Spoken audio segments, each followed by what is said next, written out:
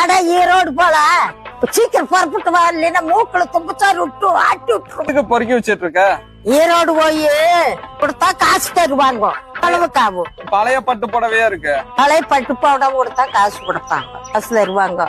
அதுக்குதான் கொண்டு வரேன். கிழிஞ்சிருக்கல, கிழிஞ்சிருந்தா கூட வாங்கிக்குவாங்க. பழைய பட்டு புடவை இல்ல. அதுக்கு இந்த பை தான் எடுத்துட்டு போவியா? ஏ நம்ம வீட்டுல இருக்கிற பழைய பட்டு புடவை, அந்த பட்டு புடவை கிழிஞ்சிருந்தாலும் சரின்னு கொண்டாங்கன்னு சொல்லி எடுத்துக்கிட்டு காசு கொடுத்தா எப்படி இருக்கும், அந்த மாதிரி கடைக்கு தான் நான் வந்திருக்கேன். ஆத்தாவோட பழைய பட்டு புடவையெல்லாம் எடுத்துக்கிட்டு நான் வந்தா இருந்தா ஈரோட்ல இருக்கிற ஆர்கேவி ரோட்ல கல்யாண் ஜுவல்லர்ஸ்க்கு ஆப்போசிட்ல இருக்கிற ஏவிஆர் நகை கடைக்கு பக்கத்துல இருக்கிறதா பழைய பட்டு புடவை கடை. உள்ள போனோன்னே நான் ஆத்தாவோட பழைய பட்டு புடவை, அப்புறம் அந்த பட்டு புடவையிலே கிழிஞ்சிருக்கும் பாத்தீங்களா, அதெல்லாம் எடுத்து வச்சேன். அதெல்லாம் அவங்க வாங்கி பார்த்துட்டு செக் பண்ணிட்டு ஒரு அமௌண்ட் நம்மளுக்கு கொடுத்தாங்க. வணக்கம் சார். வணக்கம் சார். சரி சொல்லுங்க, இதெல்லாம் என்ன ரேட்டு போயிட்டு இருக்கு, எப்படி போயிட்டு இருக்கு, எப்படி எடுத்துப்பீங்க? நான் வந்துங்க பழைய பட்டு சேலை வந்துங்க கிழிஞ்சு போன பட்டு சேலையெல்லாம் வந்துங்க பட்டு ஜரிகைக்கோசரம் நான் வாங்கிட்டு இருக்கேன். வந்துங்க ஜரிகை வந்து காப்பல் சேருங்க, இது போகாதுங்க. இந்த மாதிரி ரெட் கலர் வந்தா போகாதுங்க. சரிங்க. இந்த மாதிரி ஒயிட் கலர் வந்தா மட்டும் தாங்க வாங்குவோம். ஓகே. இதுதாங்க பியூர் ஜரிகைங்க. Okay okay. ரெட் கலர் வந்தா இது வாங்க மாட்டாங்க. Okay okay. இந்த சாரி மட்டும் தாங்க வாங்குவோம்.